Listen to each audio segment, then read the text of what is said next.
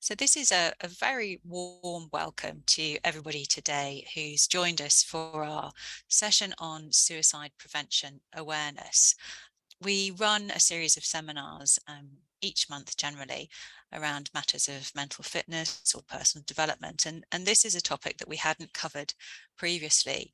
And it's a sensitive topic, isn't it? And sometimes perceived to be a difficult one to speak about. But we think it's very important that we do discuss this openly because it is such a significant cause of death and one that can be, we can work well on preventing. It can be a personal experience that people might have had family members involved or have had other reasons to be here. So we understand how some people may be feeling coming to this session, but it's an open forum, and I'm really pleased to be joined by an expert on the topic, Indra Herbert, who is the National Training Manager for the charity PAPYRUS UK. Who do fantastic work on suicide prevention awareness. And Indra is going to talk us through that in a minute. I'm Jenny Pelling. I'm the Director of Apprenticeship Development and Diversity, and I've got a particular responsibility for personal development of our learners. And I'm joined as well by Matthew Dean, who is one of our wellbeing champions and who will give you a wave on the screen now, and a tutor at Kaplan. Indra, can I hand over to you? You can indeed. Thank you very much. And good afternoon, everybody. As Jenny's already said, my name is Indra. I'm the National Training Manager for PAPYRUS Prevention of Young Suicide. And over the next 30 minutes, and we've got some time for questions, I believe, at the end as well, I just want to share with you an overview of who we are, what we do, and the type of things that we can do to support the creation of suicide safer communities. I just need to reflect really on what Jenny's been saying, and talking about suicide and suicide prevention can be very challenging, it can be overwhelming, it can be upsetting. And so I just want to acknowledge that not setting out to upset anybody by the things that we're sharing, but actually it can happen. But just to encourage you, should you be affected by anything that I share or anybody else shares for that matter, that you reach out to support and reach out and talk to somebody. You can see over my shoulder details of Hopeline UK. We have suicide prevention advisors that you can reach out to, but I'll talk a little bit more as we move through about how we can support you further in that regard. But yeah, just to be mindful and to recognise and acknowledge that this is a difficult subject. I feel very comfortable using the word suicide, talking about people killing themselves, but I understand that isn't necessarily the norm for most people. So, as we've already determined, I work for PAPYRUS, Prevention of Young Suicide. Young for us is up to the age of 35. However, we do and will support people of any age. It's just that when we were founded 25 years ago this year, we were founded by a group of parents who had all lost children to suicide. The youngest of those children was 13, the eldest was 34. And so the age of 35 was set as the focus for that organisation. We've grown immensely over the 25 years. And we are now the only UK charity that's dedicated to the prevention of young suicide, because suicide is the biggest killer of people under the age of 35. I'll be sharing some statistics shortly around numbers, but just so that you're aware, we provide services, a helpline, we provide training, we provide community support, and I'll talk as we move through this session a little bit about those and how we can continue to support you. First thing I'd like to really share is just to think about the magnitude of suicide and why we do what we do, why we are in existence. And so we've got here on the screen, I'm hoping that you can see an image of an iceberg, and we use the iceberg analogy a lot in suicide prevention, because the thing that we know about suicides is about icebergs rather, is that there's a very small amount on the top, but so much more is hidden underneath the surface. And that is very true when we're talking about suicide. Now you'll see on the screen that it says the magnitude of suicide in 2018. That might seem like a long time ago. It is, you know, that was before the pandemic. It's almost like, seems like a different lifetime for many of us. The reason that we are using those numbers from 2018 is that we are a UK organisation and we have presence in all 4 nations of the United Kingdom, and it's very important to us that we reflect all 4 of those nations and not be very sort of England-centric or England and Wales-centric. So 2018 is the last year in which all 4 nations collected, collated and shared data across that was equal across all the nations. So some of this has changed over that time. So some nations do not collect data for specific age groups or split it into specific age groups. They collect data slightly differently. This is changing again, and we're hoping very soon to have more up-to-date statistics. But I just wanted to share that although we have had some numbers come through in the intervening years, a little thing called COVID did put a block on some of that information, and some of the nations have been changing how they're coding and sharing data. So that's the reason why we're still using 2018. But if we have a look at some statistics then for that given year, the first thing I want to share with you is the total number of registered suicides of all ages in 2018. So this is people of all ages from the age of 10 upwards. And the word that I'd like you to take attention to is the word registered. So we can see here the total number of registered suicides in a given year. So the thing to share here is the information that is shared by the Office of National Statistics, for example, each year isn't the number of people that died in that specific year, but it's the number of deaths that were registered as suicide in that given year. So sometimes it can take a year, if not longer, for a coroner to declare a death as a suicide. So whenever you see numbers each year, it is the number of people that were registered to have died by suicide rather than the number of people that died in that year. So in 2018, the total number of registered suicides of all ages, as I say, from the ages of 10 upwards, was 6,507. As I say, we focus primarily on suicide for up to the age of 35. So the total number of registered suicides of young people within that, up to under the age of 35, was 1,866. And these are from the ages of 10 again. So we do recognize that there will be potentially suicides of children under the age of 10, but they are not registered as such, so they won't be included any statistics. The third number, and this is a difficult one for many to kind of think about or to even want to see, is the total number of registered suicides of school-age children. So these are between the ages of 10 and 19. Within this number, it's not only those that were registered as suicide, but for 10 to 15-year-olds, there is also registered of death from intentional self-harm.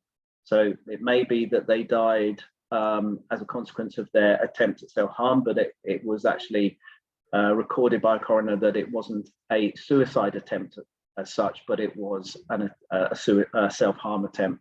And the total number of school-age children in that given year was 263. And that is a difficult number for many of us to think about, of school-age children taking their lives. Year on year, it is over 200 young children lose their life to suicide. And so what we want to pause on, I guess, for a moment before we kind of continue is we're seeing these numbers on a screen, but what we need to remember that these were lives that were lost. There are people behind these numbers. And sometimes it's very easy to see a number and not quite register the impact of that. So, 6,507 people died in that given year. And we need to recognize the ripple effect of all of these deaths. So current thinking is about 135 people will be affected by one person's suicide. There is an increased risk for those that are affected by suicide. So some of these people here, their families, their friends, their work colleagues, their community will have been affected by their suicide and may also have gone on to act on their own thoughts of suicide. So we just need to be really mindful of remembering the lives that were lost here. But I want us to think about what we can do, the type of things that we do, and how we can further support you in the creation of suicide safer communities. Because a community can be safer from suicide. Suicide can be a preventable death. Most people thinking about suicide don't actually want to die. Most people thinking about suicide are struggling and are not wanting to live with what's going on for them at that point in time. But many people, given the opportunity to choose life over death, they will take that choice. And we need to remember that when we're thinking about how we can support people, and not to assume everybody who is thinking about suicide is actually thinking about ending their life, has a plan, killing themselves. Often thoughts of suicide can arise amongst other options to deal with whatever is going on for somebody. And sometimes they can just be quite abstract ideas. It doesn't necessarily mean that somebody is going to end their life just because they were thinking about suicide. And I use myself as an example. 40 odd years ago, I had a moment in time where I considered suicide as an option for some of the things that I was going through. I never took those thoughts of suicide any further. I never had a plan, but it was an option that I felt that I had. And we need to recognize that suicide and suicidal thoughts are normal and they are common. If you are human, then you can have thoughts of suicide.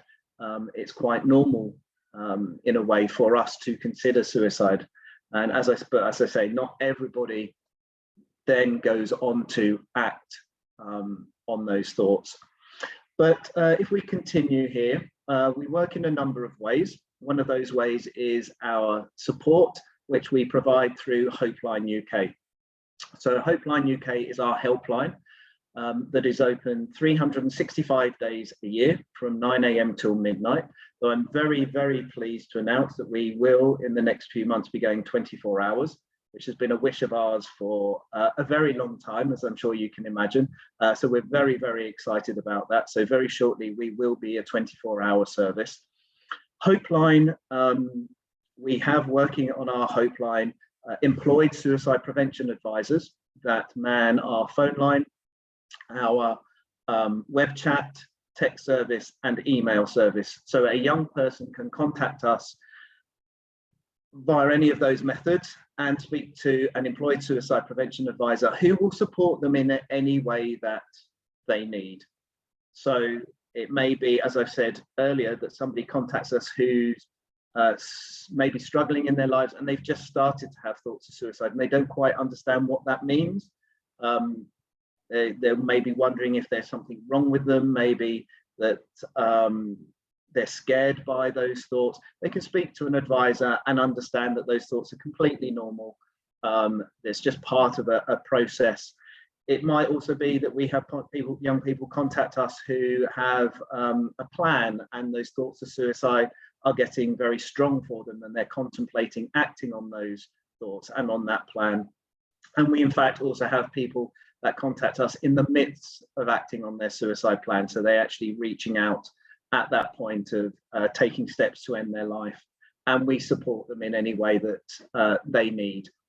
It is a completely anonymous and confidential service. So we don't know where in the UK the young person is calling us from. We don't know their names sometimes if they don't share that with us. It remains completely confidential and anonymous unless we have to provide a suicide first aid intervention. And we are an intervention service. So what that means is we will work with a young person to support them to stay safe themselves. So we empower that person to stay safe themselves. However, if somebody has taken steps to end their life, so they've actually followed through with their method, and they are unable to reach out for emergency support or to keep themselves safe, seek help at that point, we will break that confidentiality to get the emergency support to them. So we do that right across our service. So when I'm delivering training, if somebody were to take steps to end their life and they couldn't keep themselves safe, contact emergency services, I would do that for them. We are also a service, so, however, for concerned others and professionals. So as a concerned other or a professional, you can call Hopeline if you have concerns about somebody, if you are worried that somebody might be considering suicide and you want to talk over your concerns, you want to talk over what you've seen or what you've heard them do or say. If you want to engage them in a conversation, but you're not quite sure what to do or how to start that conversation, you can speak to our suicide prevention advisors and they'll be able to support you with that. You can also use our service as a debriefing service. So if after supporting somebody, you're feeling a little bit overwhelmed, a little bit upset, a little bit concerned about the conversation you just had, again, you can speak to our suicide prevention advisors and they will guide you through whatever it is that you need, being there to support you to manage those feelings that are coming up, because it is upsetting. It can be challenging to support somebody who's thinking about suicide. So we're there for the young people, as well as I've already said, somebody of my age or older who reaches out to us. We will support anybody, but we are also there for concerned others and professionals. The other way that we can support is through my department, I guess, if you like, so through training. So I'm here to share with you an overview of PAPYRUS. We do provide training that you can attend. We have a 90-minute tutorial in which we support you to feel much more comfortable in talking about suicide and maybe using the word suicide, understanding that it's okay to talk about suicide. Mentioning the word, talking about suicide with somebody who's suicidal does not encourage them to act on those thoughts. Complete opposite is the case. We have a 3.5-hour training in which we can support you to recognize the signs that somebody may be considering suicide, how to ask them about those signs, and then how to complete a safety plan with that person, if that safety plan is required. So you don't always need to complete a safety plan with somebody. If somebody is feeling suicidal, it may be that a conversation with you is enough. It may be that they need to be referred to another agency or organization that can support them, or it might be that you need to do a safety plan. The other training that we offer, both of those two that I've just mentioned, are deliverable online. You can access either as an organization or as an individual, but then we have what's often classed as the gold standard of suicide prevention training, which is something called ASSIST, Applied Suicide Intervention Skills Training. It's the most widely used suicide prevention model in the world. It's the only one that's recommended by the World Health Organization. It's a 2-day training in which you will learn to become a suicide first aider. So as you can see here, this group of people on the screen are very pleased that they've completed the 2 days. They're holding up their certificate. They, in the same way that you have physical first aiders, mental health first aiders, you can become a suicide first aider. All of this information is available on our website, but if you want to learn more, go and have a look, and at a level that feels right for you. So it might be that it might seem a bit daunting, overwhelming to actually become a suicide first aider. So maybe the 90 minutes just learning to be more comfortable with talking about suicide can be really powerful. The other way that we support communities is through influencing, and we influence on social media, but also at government levels. So we have a comms team that is active on all social media platforms. We promote not only what we do, but we have campaigns. We support people by putting out positive information around suicide prevention and suicide, because as I'm sure you're aware, obviously social media, the internet isn't a bad thing in and of itself, but sometimes people who do post things on social media are probably not necessarily posting the most supportive information around suicide and suicide prevention. So like I say, we're across all social media platforms to try and change some of that narrative that is out there. We also aim to influence on government levels. So we have a government policy officer. We have a presence at all the governments across the nations. And one way that we were quite instrumental in getting some policy change fairly recently in 2018 was through the standard of proof for coroners. So until 2018, the standard of proof for a coroner to declare a death as suicide was the criminal standard, which was on 99% similar to murder, that person chose to end their own life. Because suicide is no longer a crime, we felt that criminal standard, along with other organisations, was inappropriate. So we've got that changed to the civil standard, which moves from beyond all reasonable doubt to the balance of probabilities. So it means that the coroners now can declare a death as suicide in a slightly different way, but actually probably in a clearer way, which gives people like ourselves that work in suicide prevention a clearer idea of the types of people that are taking their own lives, the locations, maybe geographic locations. So it might be that we might see, as we progress, there is an increase, or seems to be an increase, in the number of people that are ending their lives. But actually what this is probably showing is the change in how a death is registered. I want to shortly show you a film, but I'm just going to continue with this for a moment, and we'll come back to that. Resources. You can go onto our website. All our resources are freely downloadable. So we have information leaflets, we have posters, we have a parent's guide, a schools and colleges guide, a universities guide. We have contributory factors leaflets, things like bereavement, anxiety, depression, LGBTQ support. There's information there on how to start a conversation with somebody who's thinking about suicide. There's some information there on distraction techniques for somebody who needs to be distracted from their plan. We also have on there our safety plan document, which you can access for free. So if you were to attend our 3.5-hour training, where we support you how to complete that, you then have free access to that at that point.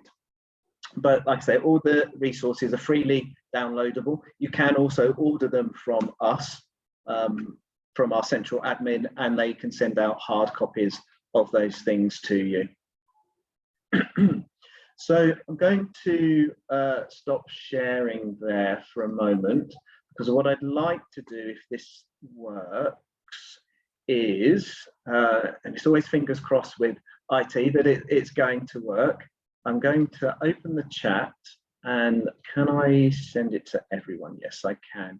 So what I'd like to do, if this works, is to post a link into the chat box of one of our campaign videos, just so you get a sense of the type of thing that we produce. So we have a YouTube channel, and that YouTube channel you can access, and all of our videos, campaign videos, information videos, you can use in if you want to, you can download, share them with family, friends, etc., etc.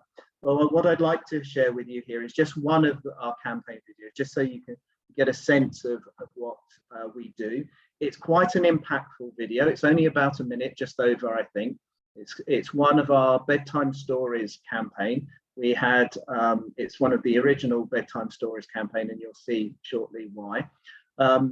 what I'd like to ask after you've seen it, and I'll post it shortly in the chat box, is just maybe a couple of reflections, so a word or two just into the chat box so I can see, you know, your reflections on,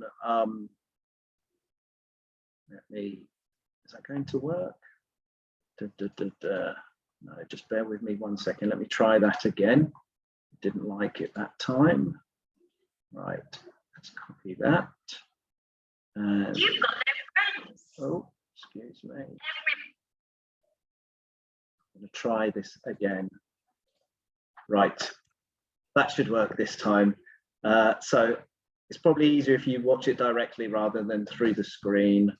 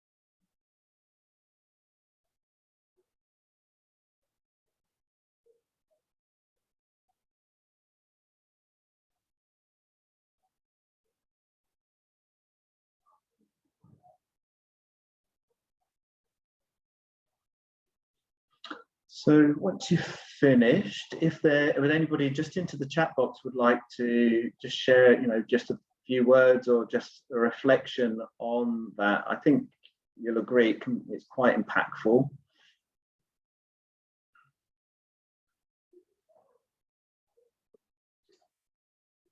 I think we might be getting sound from the ongoing video intro on your screen, maybe. Oh, okay. Can you hear that?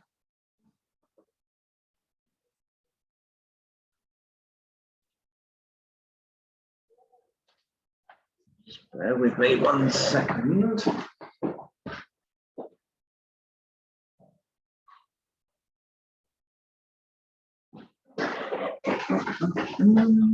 Also, anyone who is currently trying to use the Q&A, there is also a chat box outside the Q&A. So there's one general chat box, and there's a separate Q&A one. If you try and use the general chat box, then everyone should be able to see your messages there.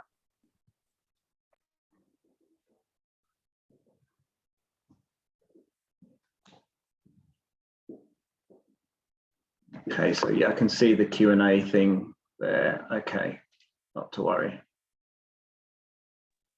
Okay, not to worry. That should be available to everyone now. Just, all right. It's just an availability settings thing there. Right, okay.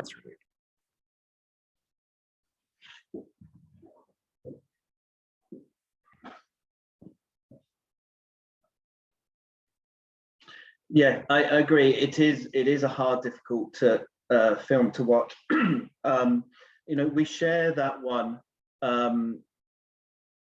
because just to highlight what children and young people really are going through or can go through.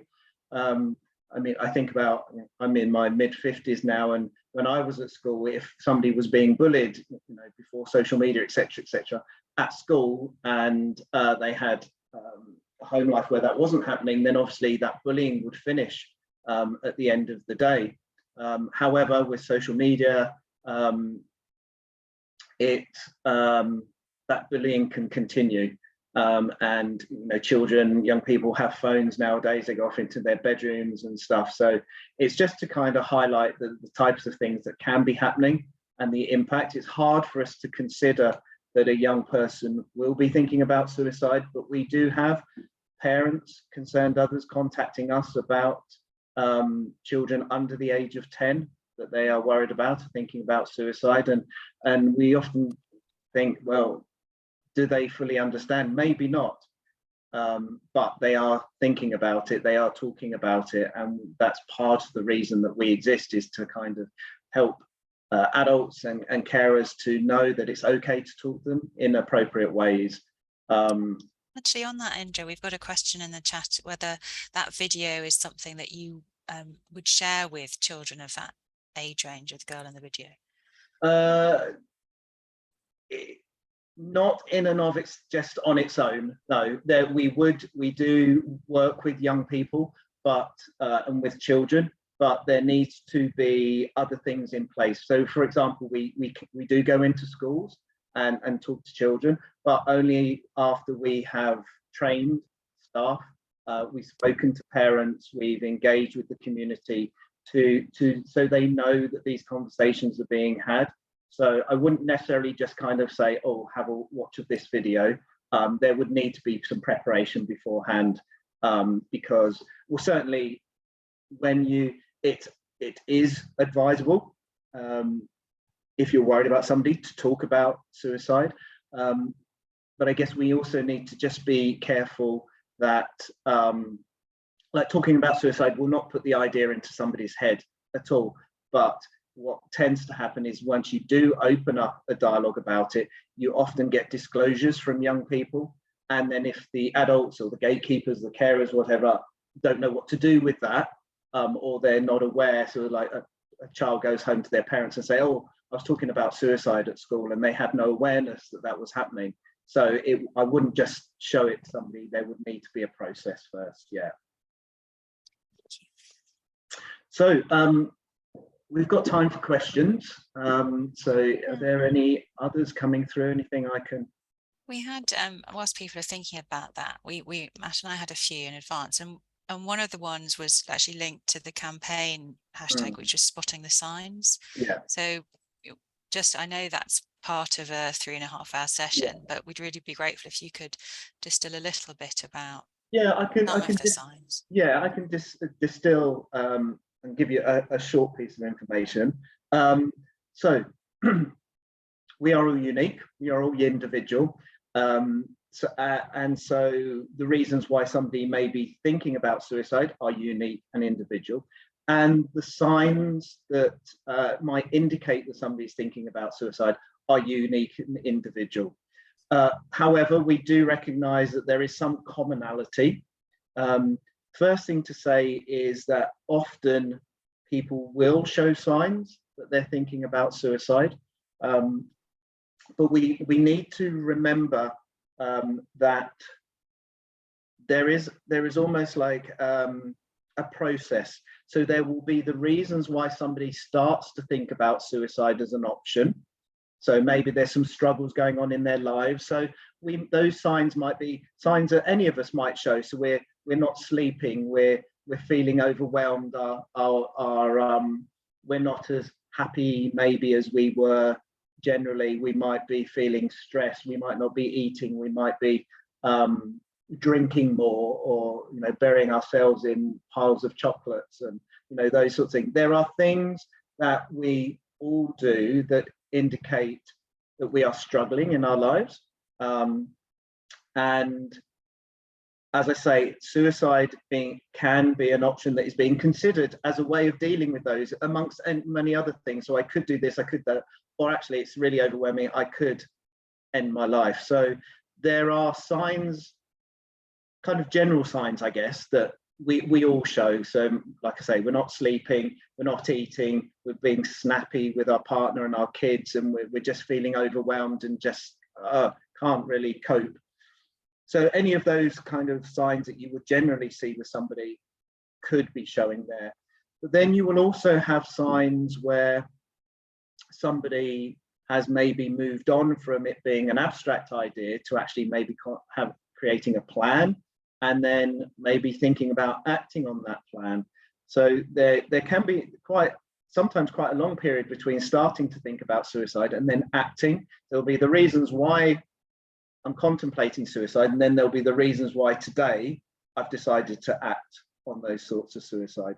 So there can be similarities between the reasons, but generally with signs that maybe somebody's progressing, is those signs that we saw earlier are becoming more ingrained, they're happening more often. But then there'll be kind of maybe stronger behaviors. So people withdrawing heavily from those things that they might normally enjoy or engage in. There might be signs that they're kind of taking less care of themselves, physically, mentally, emotionally, or in fact caring less about those things that mean something to them. So I use this example on some training this morning. I have a dog, you know, she's my world. I care a huge amount about her. So for my friends, for example, if I started to talk about or behaving in a way that showed I cared less about her, then they would know that something was going on for me because of what she means to me. So yeah, so kind of withdrawing, caring less, maybe using language that is expressing a need or a desire or a want to, like, not to continue. So I've had enough, I don't want to do this anymore. When's it all going to end? That type of language. But we also need to recognize that, and you know, this is where it can be unique to the individual. Some people who have made a plan and considering acting on that plan might actually become very happy because they have made the decision, and they want to leave those people that they care about in a way to remember them as a happy-go-lucky person. And we've seen this a few times with celebrities where they've, you know, a couple of nights before they've been out partying and they've been the life and soul of the party. So often signs can be a change in behavior. I think change is probably the key word, a change to the norm for that individual. So some people are naturally introverted, naturally withdrawn, naturally, you know, not necessarily the life and soul of the party. But if they were to then suddenly become like, come on, let's all go out, I want us to have a, you know, I'm paying for everything, we're going to have a great night out, that might be a concern. Or then the complete opposite. So you have somebody who is one of those kind of party people, and then they kind of withdraw. So I think the key word around signs, without getting into too much, is if there is a change in their behavior, if there is a change in their language, and a recognition that they may be going through some things. So yeah, that's probably a good overview for that one. Thanks, Indra. We had another question about what we think or what you would say the first thing that you think that someone should do if they maybe suspect that someone they're close to might be at risk, but it's a very, very difficult subject to broach from that side. So maybe you don't want to broach that subject, you're scared of upsetting them, but you do, of course, need to equally. Yes. Yeah, I mean, it's a very real fear, this idea of upsetting somebody, making things worse. I mean, there's two things there. If you think about somebody has got to the point where they want to end their life, there's probably not there, well, there isn't anywhere worse that they can be. So it's unlikely that you will make things worse. Yes, there will be fear that we have got it wrong. Maybe it's not about suicide. Maybe we're going to upset them. Maybe they're going to get angry. That's completely understandable. A fear that, what do I do if they say yes? Where do I go with that? And that's where other training comes in. I guess for me, personally, I would much rather follow through with my concerns and run the risk of upsetting somebody for a short period of time than I don't, because I'm fearful and they subsequently act on their thoughts of suicide and I'd kind of picked up on something. We hear this saying often from people, I knew something was going on.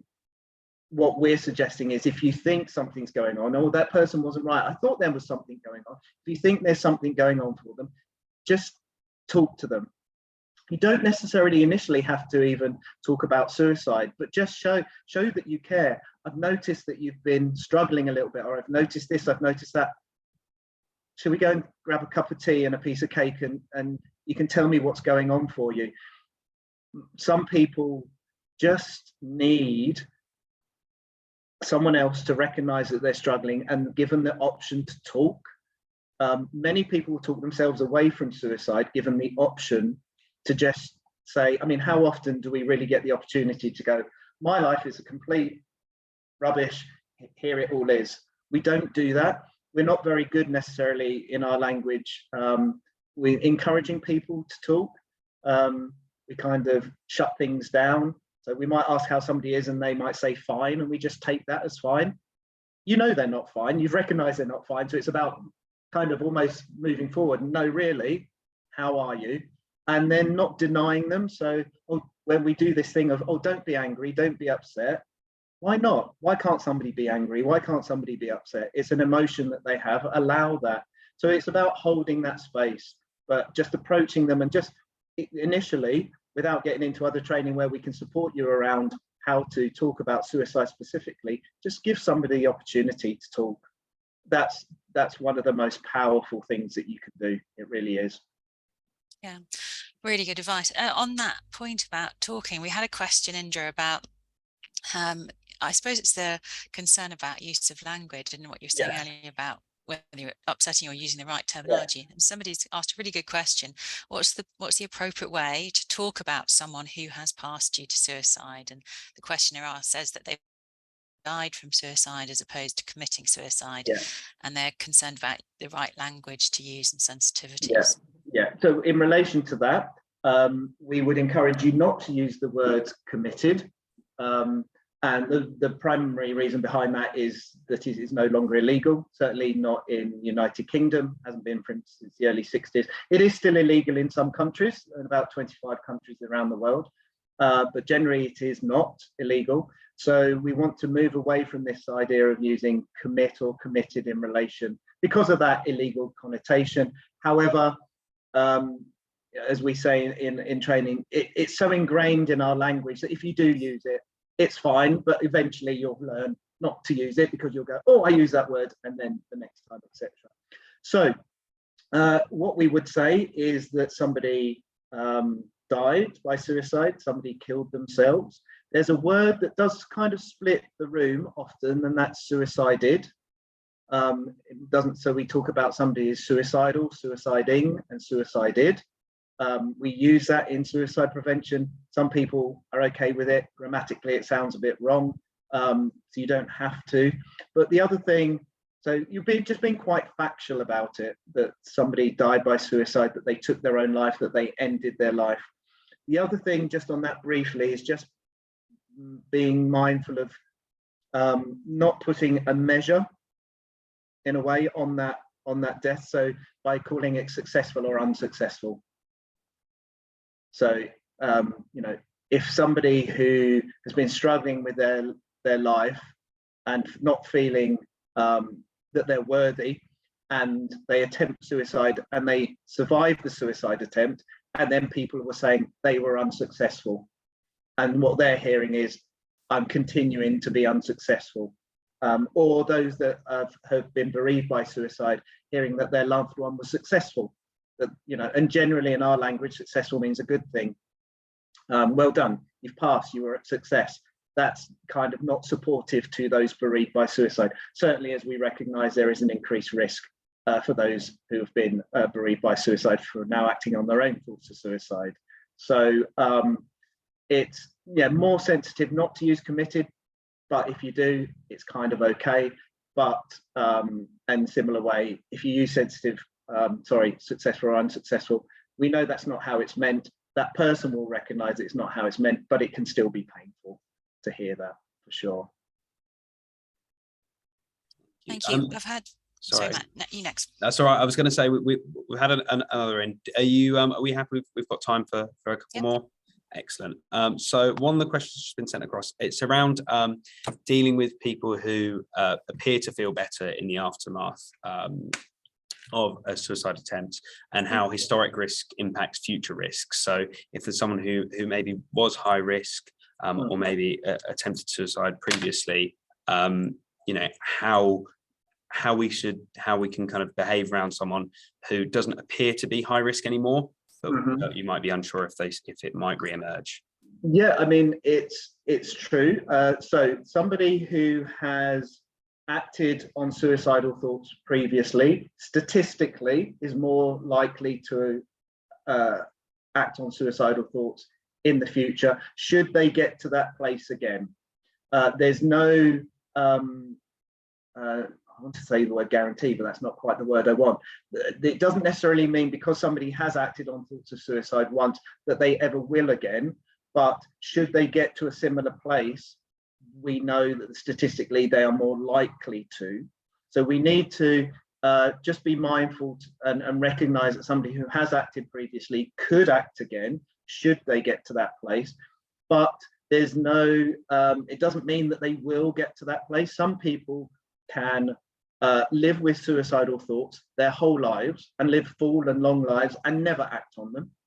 Some people can act on thoughts once and continue to have thoughts at various points throughout their lives, but never act on them again. I think a lot of this comes down to the support that happens after their suicide attempt, not only to deal with the thoughts of suicide and the impact of that, but also why they chose to end their life. So there'll be reasons why somebody chose to end their life. You would hope, in an ideal world, that there will be support, things will have happened to deal with those issues, to help that person with those, whatever they happen to be. But we need to recognize that's not always the case. It could be that those things re-emerge for somebody. So all I would say is you don't need to treat somebody any differently to how you would normally. And I think it's really important to just be yourself with somebody. And even in the conversations that you're having with somebody, if you've got a friend and you talk and behave in a certain way with that friend, don't be something different when you're having a conversation around suicide. A very brief example, I have a very close friend who struggles with his mental health. I've done counselling in the past. I was a counsellor. And for him, I have to be me. Sometimes, certainly initially, I would go into my kind of counselling, my head would go to one side and I'd nod and I'd do the thing. That's not me being Indra, that's me being counsellor person. And that wasn't helpful. So it's about being you with that person, acknowledging that they've thought about suicide, acknowledging that they've acted on those thoughts, but just asking them to, or sharing with them, telling them that should they get to that place again, to come to talk to you or other people, Papyrus maybe, but also, maybe putting in place, so, are you getting to that support? Is there anything else that we can do, that we can look at together? So yeah. Thank you, Indra. Just one quick last question, then a couple of comments at the end. One is from somebody, we've got a range of people with us, apprentices, learners, employers, and I've had a question about what corporate support you provide and whether there are any kind of corporate partnerships you have, or how that person could get information.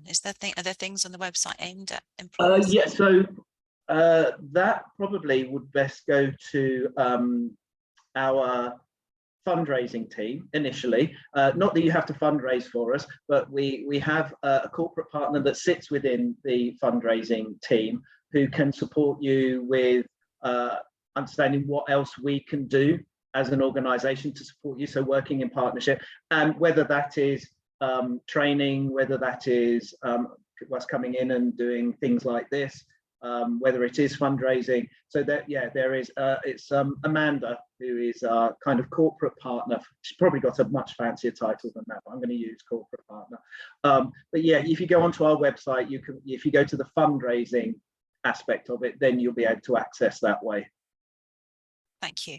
Okay, I'm going to kind of bring this to an end of this session now. I've put in the chat link to a standard survey that we use after the end of every personal development seminar. So the questions might not seem specific to this, but it's just in general to get your sense of how this has gone and what else might be helpful. So please do complete that.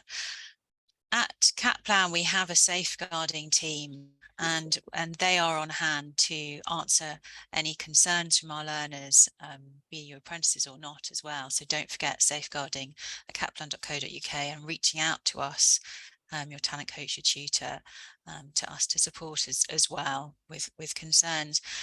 And Hopeline UK is a brilliant phone number to ring. I've had personal experience of ringing it for a family member, and they have been so helpful late in the evening. So I'd encourage people to make the most of that that helpline. It's fantastic.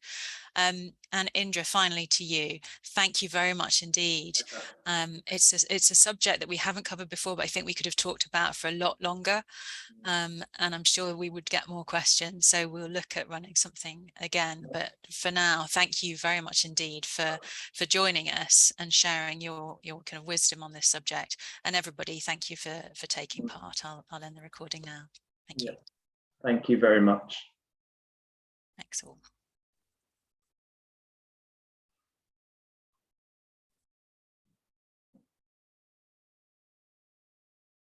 I've got a couple of questions about the